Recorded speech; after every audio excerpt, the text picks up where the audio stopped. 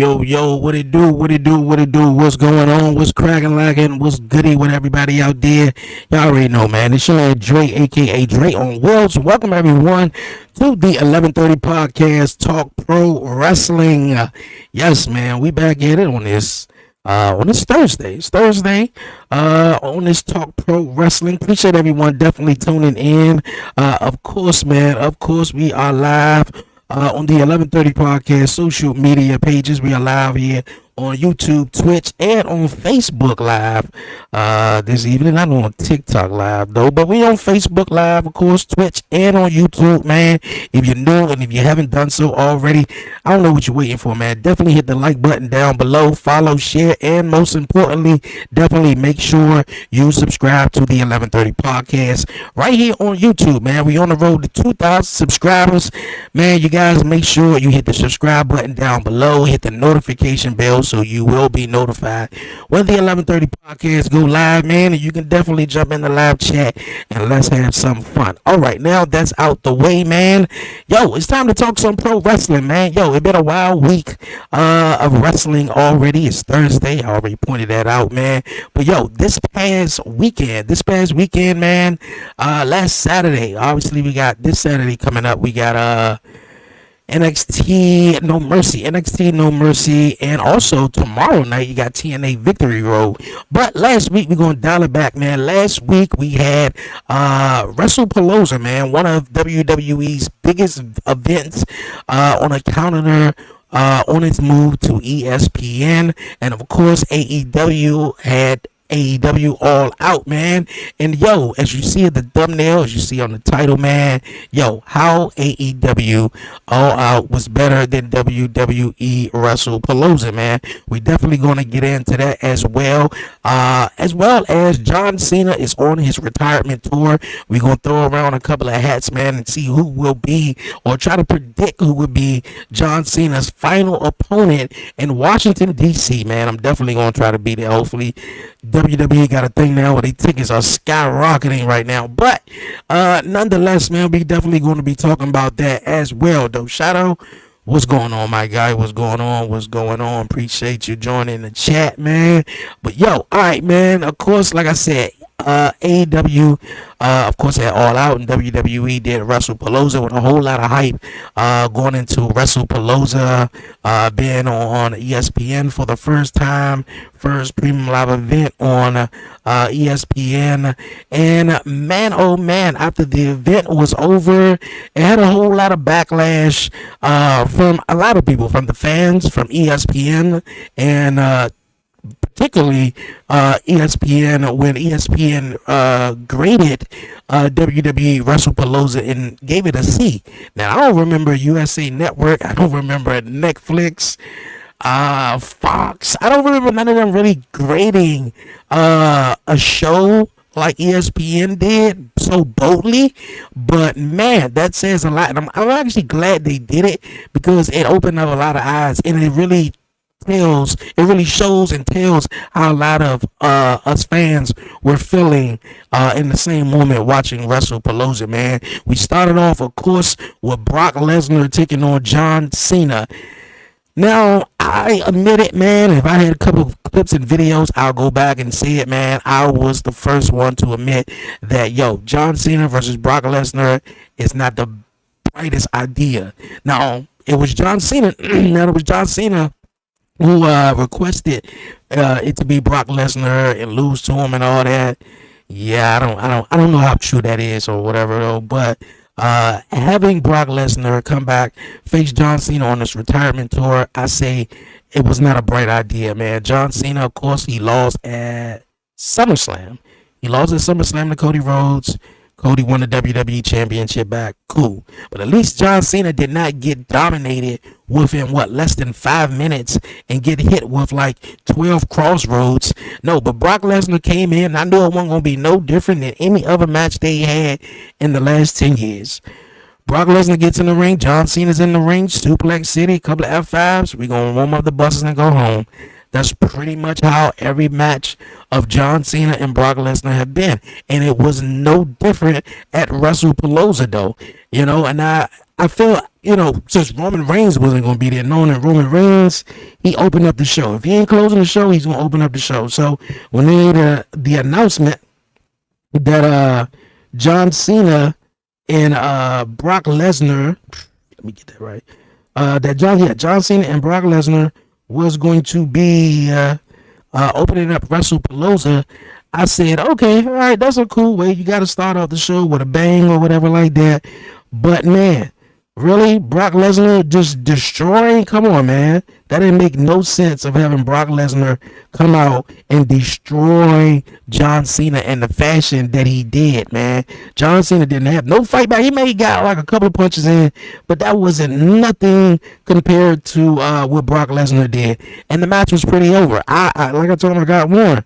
I'm more excited about the after match than what happens, in the match or, before the match or anything like that, because it's going to go how I predicted it. Suplex, F5, that's it.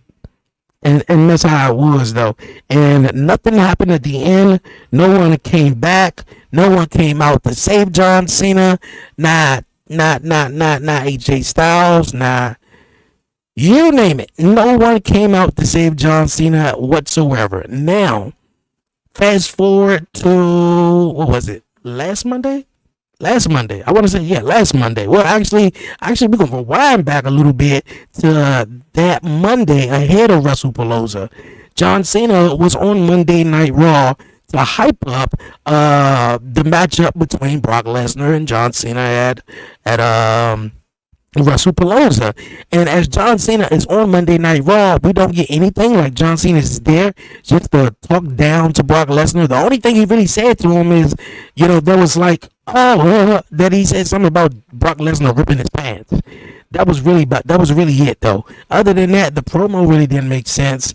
He just pandered to the crowd and, crowd, yeah, man, thank you for this 20 plus years that I'm on, and we're gonna go out with a bang and all the stuff like that. Great, cool, and all that. Like, I'm really thinking, especially coming out of that AAA Worlds Collide where Dirty Dominic won the AAA Mega Championship, that he was going to show up on Monday Night Raw, knowing and that they already announced that John Cena was going to come out and open up the show. And okay, cool, we open up the show. No Dirty Dominic comes out to cut him off, to actually celebrate instead of hearing John Cena talk. And then we get this Intercontinental Championship match, which I think we may be getting in the future, though. I've been seeing a couple of stuff go around on social media about John Cena's, last 5 opponents, which we're going to get into in just a bit. But I feel as though, man, this whole John Cena retirement tour has really fell off, man. Fell way, way, way off the tracks. And I think the only way we get John Cena's retirement tour back on tracks is probably with these last 5 matches, though. But we're going to see. But John Cena lost to Brock Lesnar in a brutal fashion at WrestlePalooza. Then, of course, what was the second match I think we got? Because I know it was the mixed tag team match. The Usos taking on both of the Braun Browns. Both of the Braun Browns win. Big fan of Braun Breaker, Bronson Reed. I feel as though they should have won at SummerSlam, but they didn't get the win at SummerSlam.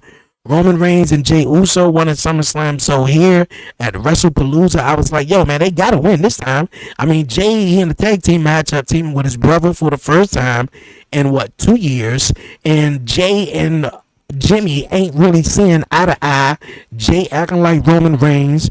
Jimmy trying to stay relevant or afloat in a way, because Jimmy wasn't nothing without Jey and the tag team. Now, ever since they sort of came back together and started becoming the Usos, Jimmy has been having this high personality. He's been more up than low, if you guys get my drift, because over on SmackDown, for the longest and for a while, Jimmy Uso was just trying to survive, trying to get a United States Championship, trying to do everything, but he couldn't do it.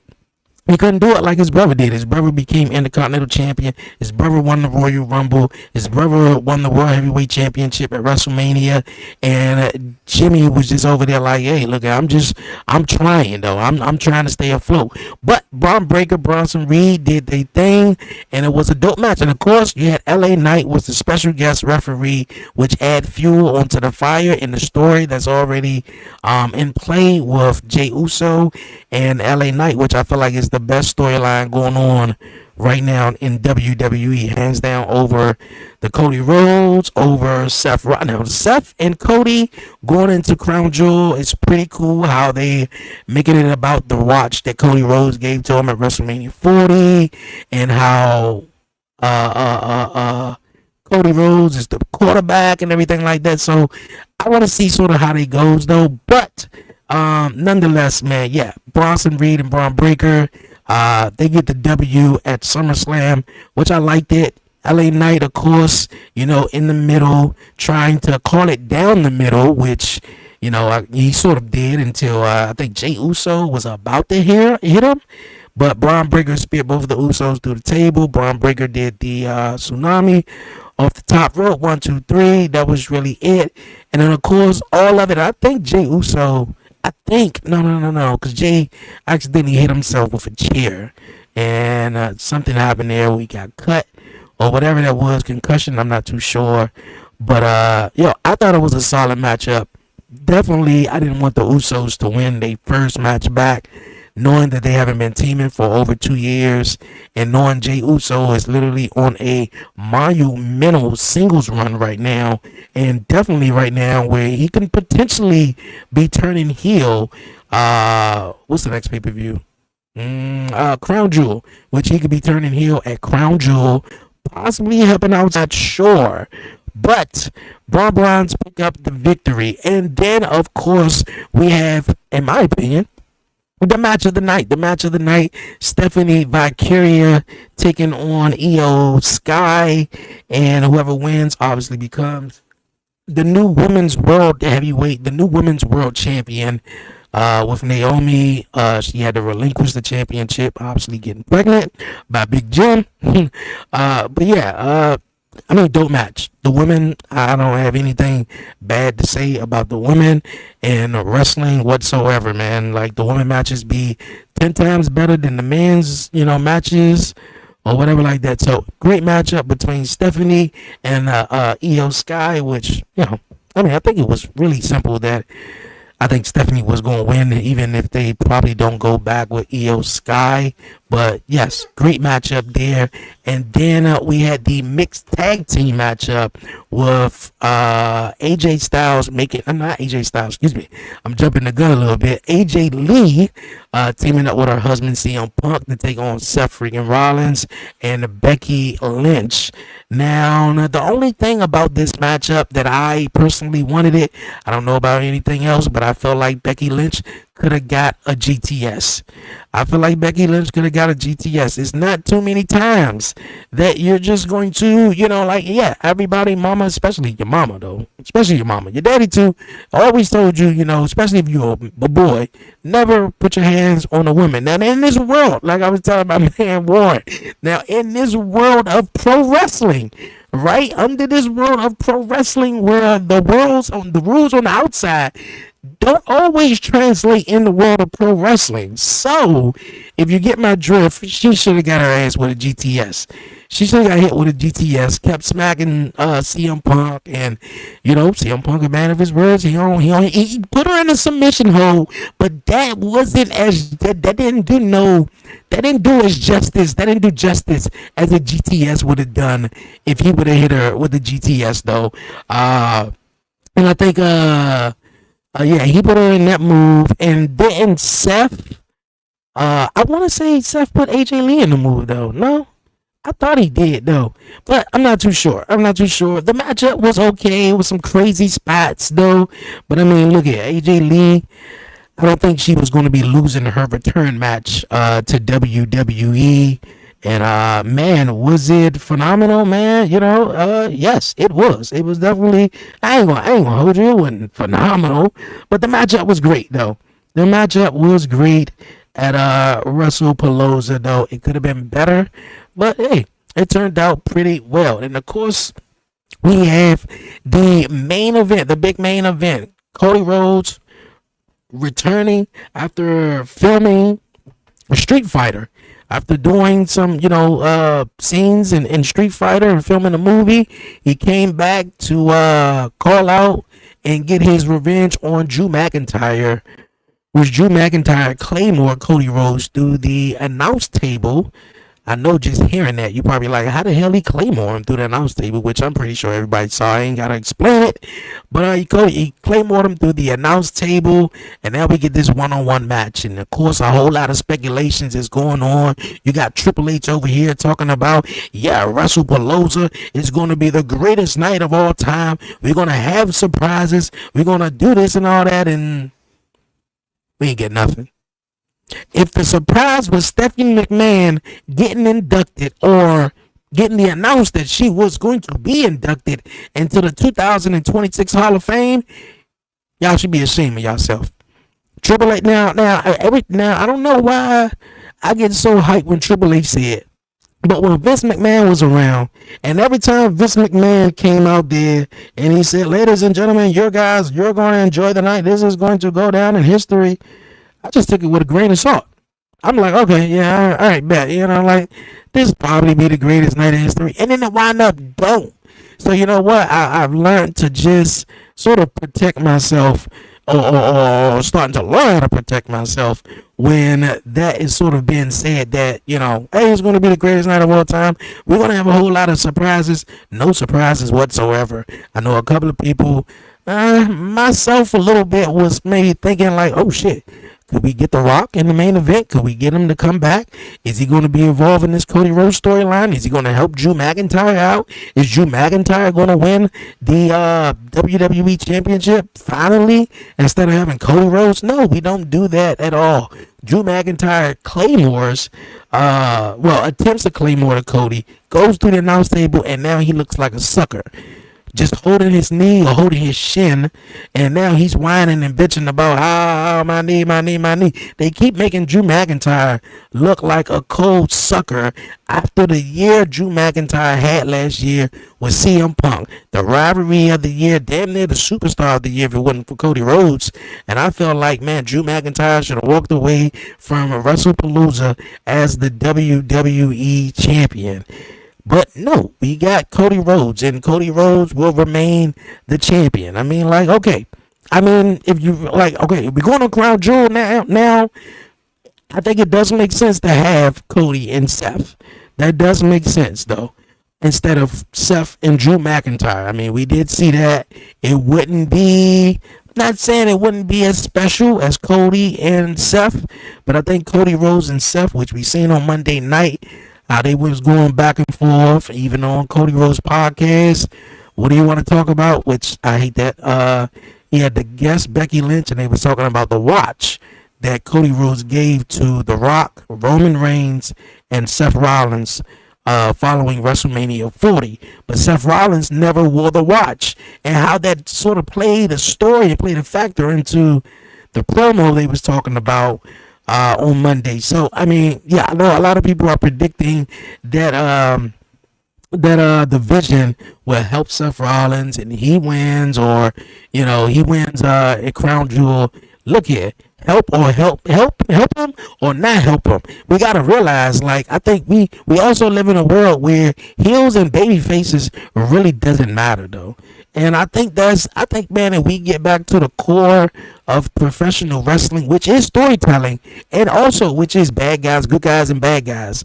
And if you got a bad guy in it, I think the bad guy makes the good guy, the bad guy, you gotta have the bad guy. The bad guy makes the good guy look good. The good guy makes the bad guy look good. Vice versa, though. I feel like when you just got a guy who's pretending to be bad, but also is getting cheered, and you got the good guy who's pretending to be the hero here, he's getting booed. Like, it's just, we live in a strange world of pro wrestling nowadays, man. But I say that to say that, Seth Rollins, he's supposed to be this bad guy, right? Or pretending to be this bad guy in the vision, but he comes out, he need a new theme music because the fans sing along with him. And then 30 seconds later, they booing him once he started talking on the microphone. Now, and obviously with Cody Rhodes, he's supposed to be this over top baby face, but of course the crowd is, booing him. They cheer Seth, sing a song when he's coming out, but then once Seth runs down the time that they in, it get booed or whatever. But hey, I hope Seth Rollins wins because obviously we remember Cody Rhodes coming in to WWE in 2022 at WrestleMania, defeating Seth Rollins at WrestleMania, Backlash, and Hell in a Cell 3 straight times. And I'm like, damn, Seth Rollins wasn't going to get one of those victories? Not all. So yeah, Seth Rollins going to win. Probably going to have the Vision banned from ringside. And it's rumors that, we could possibly get a fifth member of the Vision. Now, if we get a fifth member, I think maybe that's a little bit pushing it. And it only depends if it makes sense. Now, if it makes sense, that's cool. But if it don't make sense, then I feel like they just pushing it. Because now you already got Seth, which, in my opinion, they asked Paul Heyman his opinions and thoughts on him coming out to introduce Brock Lesnar at WrestlePalooza during the commercial break. It was never answered on air, or if people didn't see it for most of the United States viewers. And Paul Heyman, of course, Paul Heyman fashion, he jumped around the question. He didn't answer the question. He didn't none of that. He just jumped around it and just praised Seth Rollins in a way. So I mean, I'm curious. Like, is the Vision in jeopardy though? Like, is Brock Lesnar in it? What's up with Paul Heyman? Does Seth Rollins know anything about Paul Heyman and Brock? Yeah, so that's a whole lot. Then of course you got Becky and both of the Bonds doing their thing in the group, man. So yeah, Crown Jewel coming up in a little bit, but yeah, WrestlePalooza, man. ESPN gave it a C. I mean, just because I probably would have gave it a C plus because of the ESPN atmosphere. That's a huge, accomplishment for WWE to make it on ESPN. Now, was it great or not great? That's a whole different thing. But, I would have gave it a C plus though. The only things that I did not like is no one came out there. Now, the matchup went particularly how I thought it would go. Now, I was cool with that. I was comfortable with John Cena getting suplexes 100 times.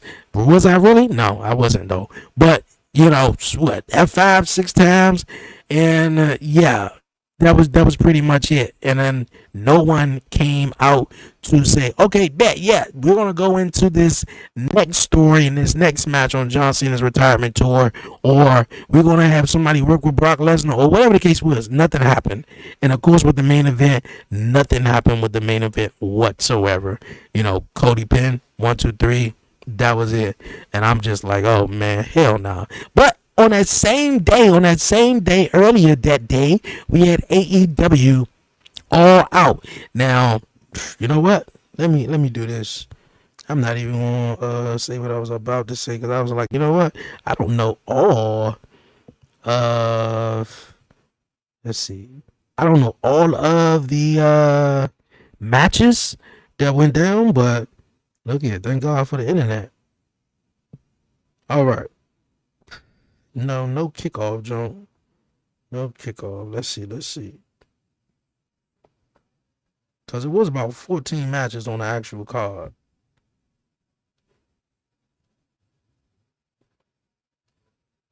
And I remember the first match. Okay. All right, this is exactly how it went. All right, bet. All right. You had AEW All Out. They started with Adam Copeland, a.k.a. Edge. Adam Copeland and Christian taking on FTR, which was a great matchup. You had Adam Copeland and Christian put on a heck of a tag team performance. And in the middle of the matchup, you get Edge. Now, I'm going to call him by Edge. Look at fuck it. I knew him by Edge all his career. I don't, his real name, Adam Copeland, Edge. We all know who he is, Edge. In the middle of the match, Edge stops and do the 5-knuckle shuffle. Do John Cena's 5-knuckle shuffle. And I thought that was incredible, and then the commentary got quiet. They didn't even, explain or point out or anything that what is Edge doing? My man hit the five knuckle shuffle, picked them up and hit the AA. And I like how Daniel Bryan really gave it an homage. Oh man, Edge is showing respect to his one of his greatest rivals. Now, of course, we seen Edge and Christian win that tag team matchup, and then following that, of course, Beth Phoenix getting hit by a power driver, which it's crazy, man. But yeah, man, they coming out of that matchup onto Dynamite. Edge says last night that he don't think he can do this no more. He don't think he can stand by. He got a family. He don't know when he's coming back. He may just be gone. Now, a whole lot of speculation that Edge may just be coming back to WWE one final time just to have this retirement matchup with John Cena. Now, I'm gonna get back to yeah, I'm gonna get back to the AEW All Out part in just a moment though. But to think of it though, that's sort of how I thought of it. John Cena's first matchup was at WrestleMania 20. He took on the Big Show.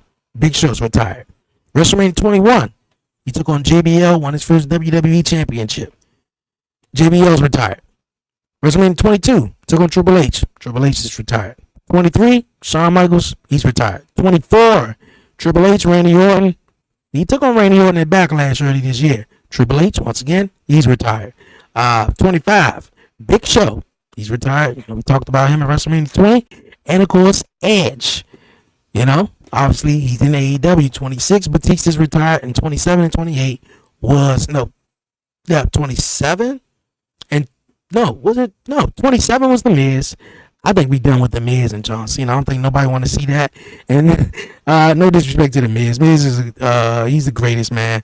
But 28 and 29 was against The Rock. And obviously 30, Bray Wyatt, he's no longer here. Long live Bray Wyatt. 31, Rusev. 32, he didn't wrestle. Every WrestleMania after WrestleMania 31, John it wasn't consistent no more. 34, he wrestled The Undertaker and was like, a 2-minute exhibition match. He was sitting in the crowd most of the night. So, shortly after that, it just went downhill for John Cena. But the only one that does make sense is for real, The Rock and Edge. Now, The Rock makes sense because, The Rock just left, just like John Cena's father came out and said, like, the retirement tour just went downhill because the main players just said, screw it. The Rock never showed back up. And Travis Scott, now, I give it to Travis, he was at WrestleMania. Now, maybe they couldn't get The Rock for Mania, and they was just like, yo, we got Travis, and we're going to just use Travis. But Travis, I guess, didn't work out for WWE. They kicked him to the side, and The Rock never showed back up. So it was no other decision for John Cena to turn back as a babyface and get love by the crowd, though. So could it be Edge? Could it possibly let Edge over from AEW, whether his contract expires next month or not? Could that be a thing? We don't know. There's some speculations. The Rock was heavily, then of course Edge being one of them, and Gunther. I'm hearing Gunther, but Gunther took on Goldberg in his retirement match. I don't know about him taking on John Cena. I don't know about that one. Gunther is the longest reigning Intercontinental Champion. He's former two-time World Heavyweight Champion. The longest WWE NXT UK Champion. Hold the title he held the title more times than, I forgot the whole cliche or the quote they used that I think is the longest he had been here. He was champion 85-90% of the time that he was here, which is cool. But I think it makes more sense to John really having that last matchup with Edge, man. Edge is the only guy that he have not wrestled in this retirement tour. Of course, everyone else is retired, but even if not, you got 5 dates left.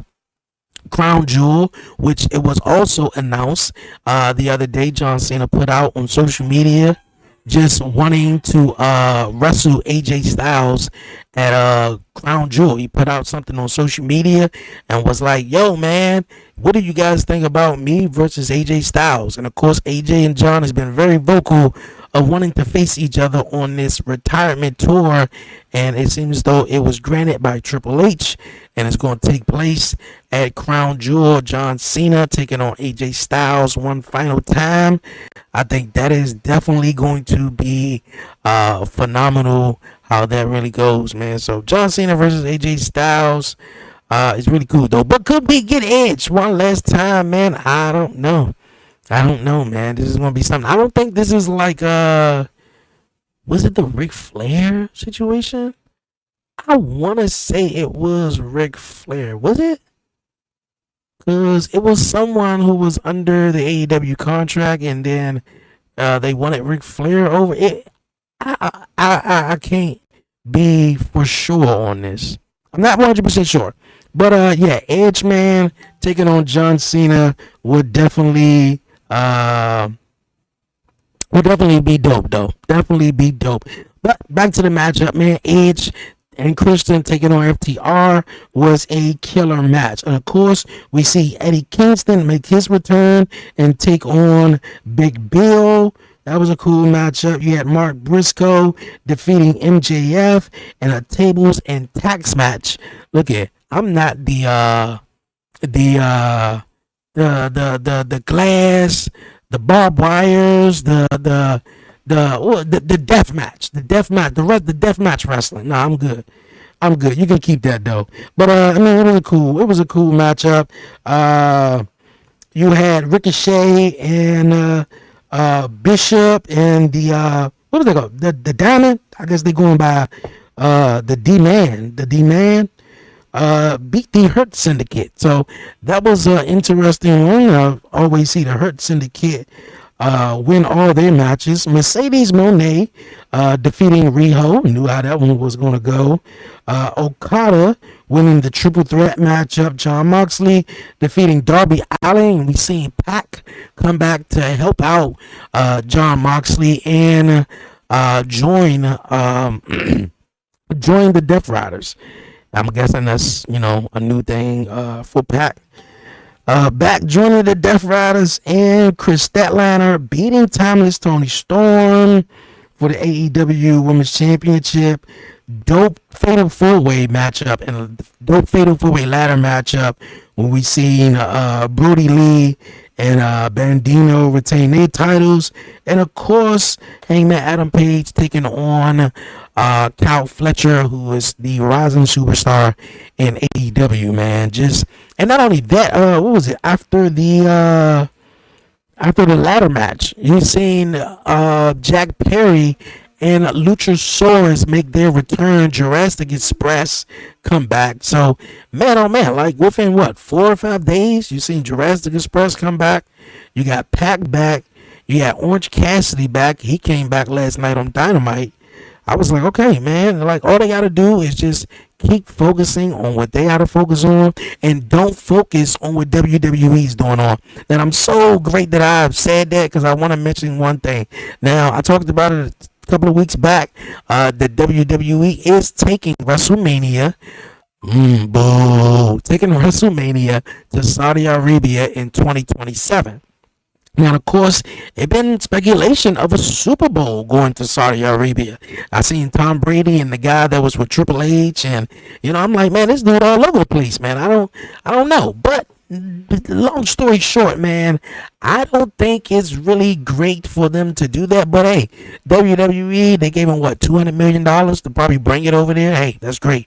They getting the Royal Rumble coming up in January. Hey, that's cool. That's cool. But one thing AEW needs to capitalize on, I tell you, they need to capitalize on in 2027, in April of 2027, AEW needs to capitalize on pulling a big, massive event in the United States for the wrestling fans here in the United States, because it's going to be in Saudi and it's going to come on 1 or 2 o'clock in the afternoon.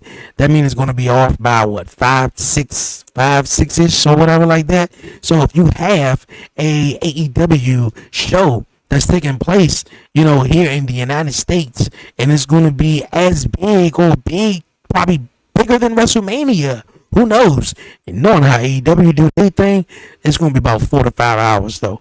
But that would make AEW stand out. So, and we all know every year how all the wrestling events, indie wrestling events, whether it's TNA, AEW, not so much AEW, but just about every other wrestling promotion, they piggyback off of WrestleMania and that time of the year, each and every year, to just feed their family and, do what they got to do because it's the biggest wrestling event of the year, the calendar year.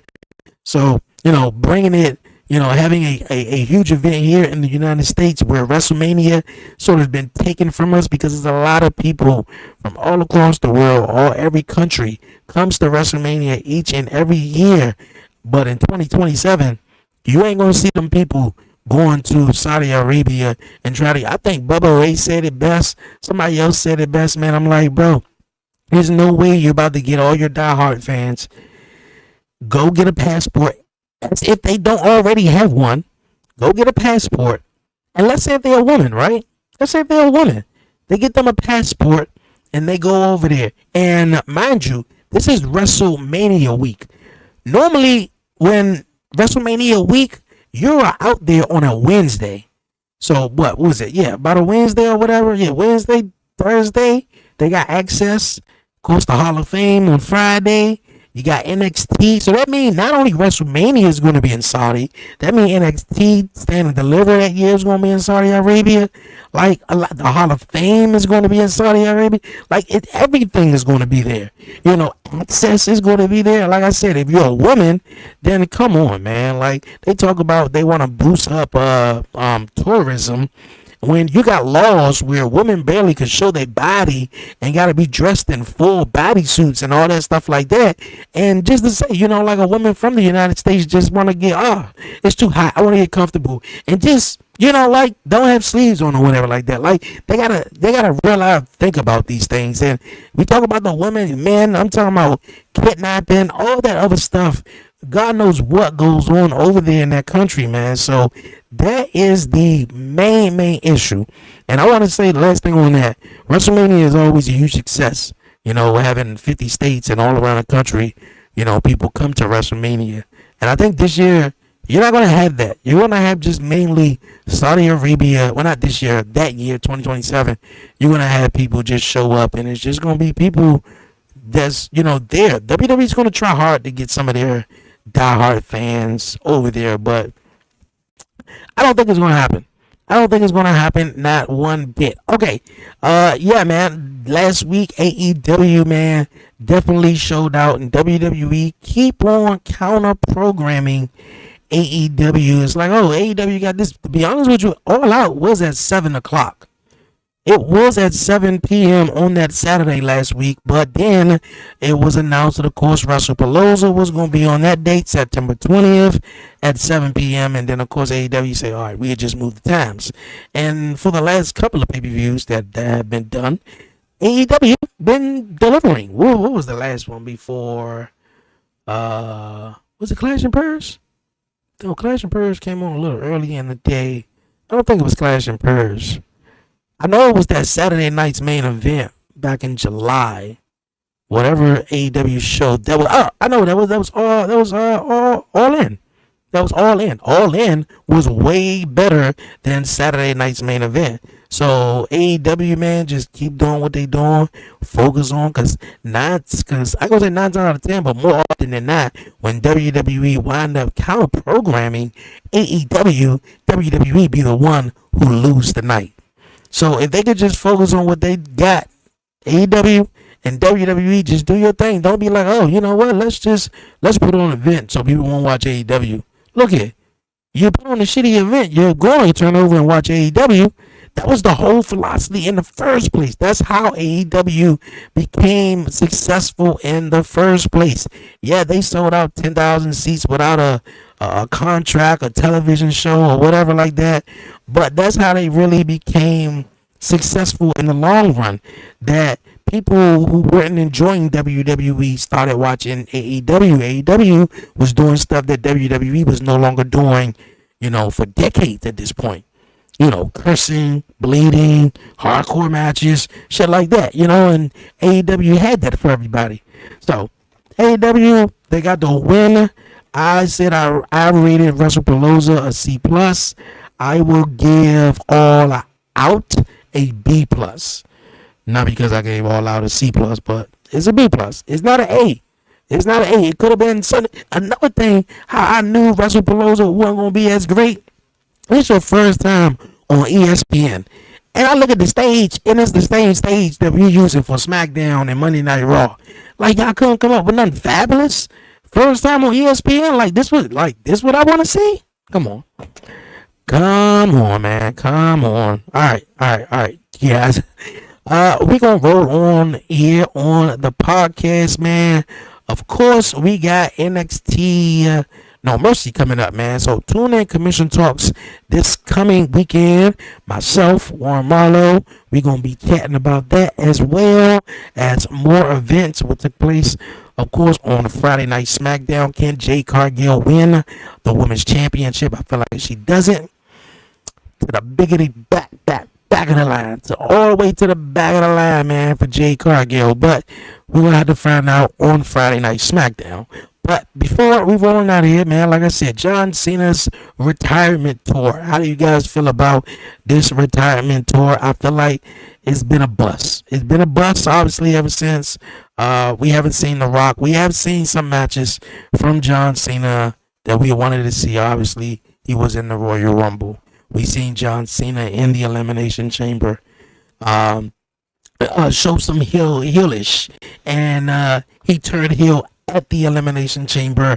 After that match will go down as one of the dopest moments. It seemed like WWE is just going for actual moments instead of sticking with stuff. They even said it on the Unreal jump. Like, it was just for a moment. Like, instead of being in the long run, it was just a moment to turn John Cena heel. It was just a moment to rack up millions of views and social media likes and stuff like that. But if John Cena turned heel and it really stuck, it would have really went a different way. Of course, John Cena took on Randy Orton. I mean, who don't love a throwback? I mean, a lot of people wanted that match. John Cena, Randy Orton, John Cena, CM Punk. I don't know who wanted the John Cena and Logan Paul teaming up to take on Cody Rhodes and Jey Uso. But hey, that happened. That was, leading into SummerSlam. John Cena, before SummerSlam, turning back babyface. Because it was just like, hey, where else do I go here? Where else do I go here besides down? Because I'm a bad guy. So, I mean, like, John Cena heel turn, man. I mean, retirement tour. It's been a bust, man. It's been a bust. But we got 5 dates left. He's going to take on AJ Styles at Crown Jewel. And after that, we got the Monday Night Raw in Boston, the Monday Night Raw in New York City, Madison Square Garden, and it's another Survivor Series. Survivor Series will be 4, and of course the final matchup being here in Washington, D.C. So, man, like, Edge or The Rock, man, I would like for it to be Edge, but I don't personally think it would be Edge. I don't want it to be Gunther neither. I want it to be The Rock. I kind of want them to put a bow on this whole year when John Cena, got the call by The Rock and, turned him heel, and Rock wound up leaving, don't never showing up again. I want John Cena to go in on him, man. Like, yeah, like, how the fuck you just leave me and don't show back up? Versus the Edge, it's just only going to be, I think Edge will eventually come back to WWE maybe for one last run, but I don't think Edge him coming back for just that night would do really big. It'd just be for a moment. That's all it would be, just for a moment. But yes, Edge is one of John Cena's greatest opponents, so, but yeah, Could we possibly get John Cena winning the Intercontinental Championship for the first time? You got to be Dirty Dom, man. Could be Dirty Dom. and then wind up losing it to Sheamus. Because I've been seeing some float around on social media. Obviously, he's taking on AJ Styles, Crown Jewel, takes on Dirty Dominic in Boston, win the United States Championship. Sheamus then beats John for the United States Championship, which that is phenomenal because guess what? Sheamus is the other guy who haven't held the United Intercontinental Championship. And then you go into Survivor Series, however that happens, 5-on-5. And then the last match, closing it all out, either be Edge or The Rock for me. Edge or The Rock. I think The Rock have a whole lot of storytelling. It'll put it'll be a tie match. Rock won one, John won the other one, and this one would be like, hey, I won and that's it. On the other hand, he could take on Edge and they can have an incredible matchup and, have you thinking it's 2006 all over again. But hey, man, I gotta hear what you guys think, man, for real. Here on this episode of Talk Pro Wrestling, man. Of course, TNA Victory Road is on tomorrow, so great matches with that as well. And of course, like I said, join us this coming weekend. We're going to talk about NXT and TNA potentially going to have a premium live event where they're going to go head to head. We've seen TNA invade NXT this past Tuesday. Matt Cardona showed up, Cedric. I mean, everybody, Mance Warner, you name it. Everybody was there. Moose, Kazarian, Frankie Kazarian, man. Like, yeah, this is what I'm waiting for right here, though. The whole Worlds Collide, that's pretty cool, having the Worlds Collide. Some of the WWE guys, then you got the AAA guys, they doing their thing. NXT, TNA, let's do it. Let's freaking do it, man, for real. But you guys, yes, what do you guys think about AEW All Out and WrestlePalooza? My opinion, once again, I give WrestlePalooza a C+, and AEW All Out a B+. AEW All Out was way better than WrestlePalooza, man. And then ESPN had the nerve to put out a little vlog on their website that said Stephanie Victoria saved the show from being average. If I was Triple H, I'm like, who the hell told ESPN give their daggone opinion on this? I mean, that is their network or whatever. But also, like, that whole ESPN jump, man, had everybody like, I signed up for a free trial, and even in the free trial with the app, playing it on the Xbox, when you're watching it for a couple of moments or whatever, 10, 15 minutes, and at the bottom of the right-hand screen, it'll be like, a countdown, 5, 4, 3, 2, coming up next is this. And I'm like, wait a minute, the show is still going on. So that was a bug that they needed to fix. Like, I don't think anything went nothing wrong with Peacock. Obviously, they wanted to get a bigger audience out there, which was phenomenal that they was on SportsCenter. I thought that was amazing. I thought that was amazing, man, seeing the wrestlers, the WWE wrestlers on SportsCenter. So hats off to him. We're going to see where it goes, man. I don't know about the next one. 8 o'clock in the morning, bro, on ESPN. Okay. All right. We'll see about that one, though. I'm telling you, trust me, Monday through Friday, yeah, be gas. You think I'm going to get up early, 8 a.m.? I'm going to live stream it later that day. But not 8 a.m. this time, bro. I think the last one that took place from Australia was at 5 o'clock. That don't make it better. That don't make it no better at all. No better whatsoever, though. But yo, man, I'm about to head on out of here. Tomorrow is Friday, you guys, man. We're going to wrap it up. Friday night with the SmackDown watch along. Like I said, triple threat action with Jade Cargill, Tiffany Stratton, and Nia Jax for the WWE Women's Championship. We're going to see more on this story that falls, the fallout from WrestlePalooza. So definitely make sure you tune in once again. We're on the road to 2,000 subscribers, man, here on YouTube. So if you're watching on Twitch, Facebook, wherever you're watching it, man, definitely make sure you hit the like button down below, follow, share, and most importantly, subscribe to the 1130 podcast right here on YouTube, man. It'll do me a huge favor, and definitely hit the notification bell so you'll be notified, man, when the 1130 podcast is live, man, for real. All right, man, yo, I appreciate everybody tuning in. Shout out, appreciate you. Yo, we gonna wrap it up here, man, for real. Gotta get up in the morning, chill for a little bit, and yo, the weekend is here. But yo, I'm gonna head on out of here, you guys, man. Until next time, man, we're gonna see you on Commission Talk and tomorrow. For the SmackDown watch along. Yo, be safe, be easy, man. Give all the glory to God, man. Won't he do it? Yo, tell a friend, it's your man Dre, aka Dre on Wheels.